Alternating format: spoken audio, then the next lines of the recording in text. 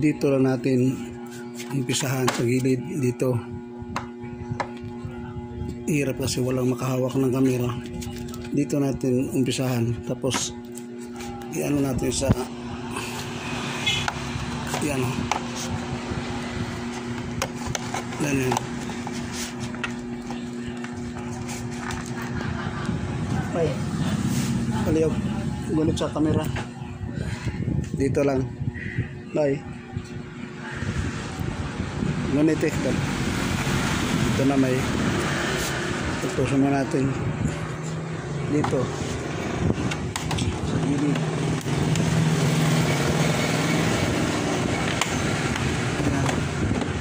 Yan lang yan.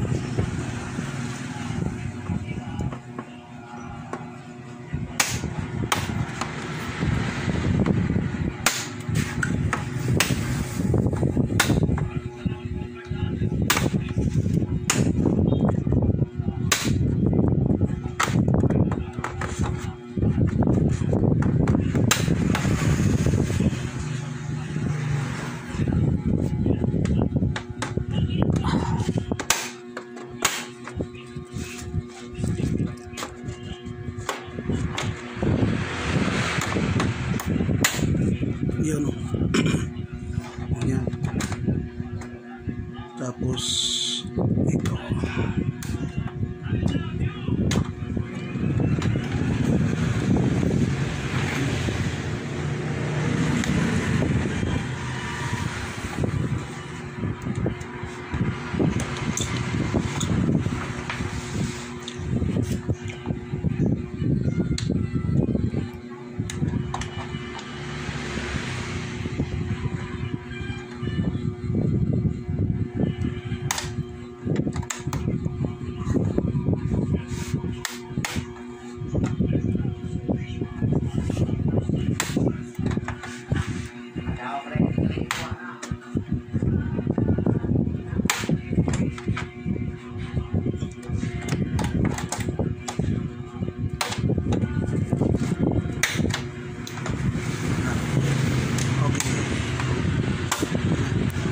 Yun.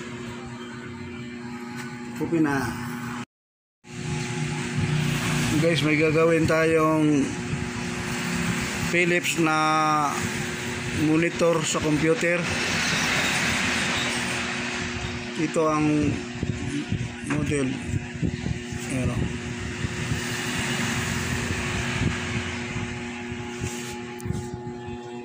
Ito, inalis ko na ang board nito dito sa ano niya. Ito na ang board niya. Ganito lang pag check, kasi ang problema ng may-ari ay walang power. Pag walang power, una natin i-check ang fuse. Yan, gumana ang fuse. Okay ang fuse. Yung sa capacitor wala ding short kasi hindi na putol ang fuse. Pag mga ganitong problema, ibig sabihin wala dito ang problema. Dito tayo sa secondary. Testing natin dito ang mga diode.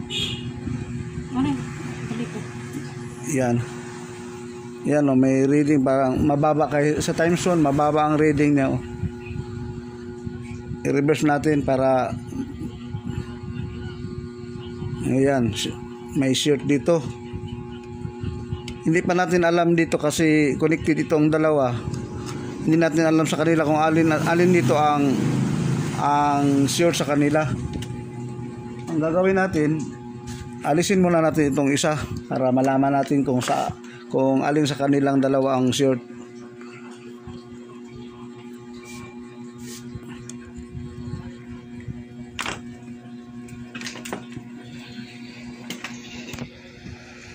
Ito muna ang isa.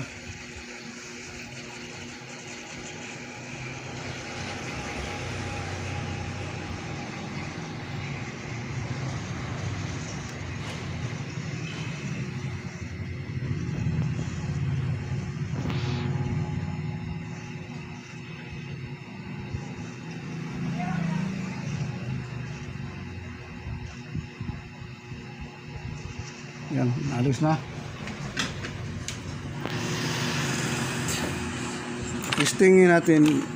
I-testing natin dito sa board kung mayroon pa bang short.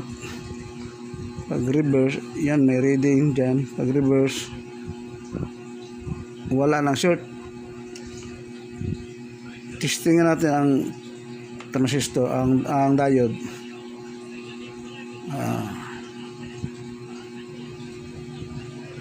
Ito pala ang short. Itong isa. Ibig sabihin itong isa dito, okay pa. Ito lang ang palitan natin. Ito ang tinatawag na fast recovery diode.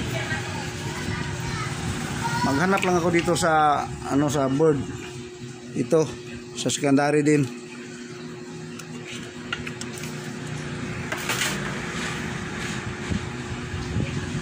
Ito na. Ang fast recovery diode. Ito ang ipapalit natin dito. Testing muna natin. Yan walang short. Pag reverse may reading. Pag ganyan forward may reading. Pag reverse wala. Ibig sabihin okay. Itong isa ay kahit reverse o forward man may reading na. Ito ang ipalit na natin dito. Marami tayong makuha kasi marami tayong mga stock na mga mainboard ng TV. Pwede lang yan kasi mas mataas pa ang capacity ng power supply ng mga TV, lalo na pag malaking TV, mas mataas ang capacity ng diode. Yan lang ang ipalit natin dito. Tingnan na natin dito ang may guhit. Dito siya. Ibabalik lang natin yan. May guhit siya dyan. Dito rin ang may guhit. Sa mga bago pa na hindi pa alam ng pag ibalik nyo lang kung paano nyo tinanggal. Diyan, ganun din ang pagbalik nyo. Yan, testing natin. I-testing natin balik. Ganyan, hindi na abot sa 0. Pag reverse, yan, wala na.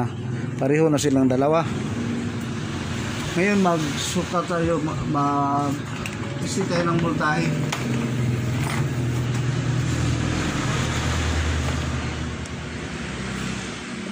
I-testing natin kung may voltahe na ba sa ito sa secondary.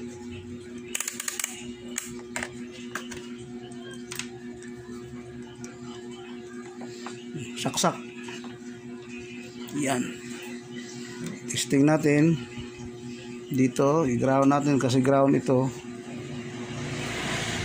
Yun may voltahe na siya. 19 volts. Yan. Mga 18. Mahigit. Okay na ito. Ibalik lang natin doon sa kanya. Balik natin doon. Okay na ito na guys, na ayos ko na rito, nalagay ko na sa niya. Testing muna natin. Tingnan natin sa ilan. Yun Philips. Kita nyo? Yan. Check cable connection. Yan.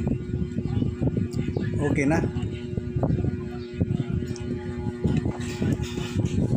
Ito lang pala ang sira pag no power, na hindi sira ang fuse. Yung diode lang, nasaan na yun? Wala ang diode. Sa ilaw. Ito lang ang sira ng no power, na okay ang fuse. Philips, ang brand niya ay Philips.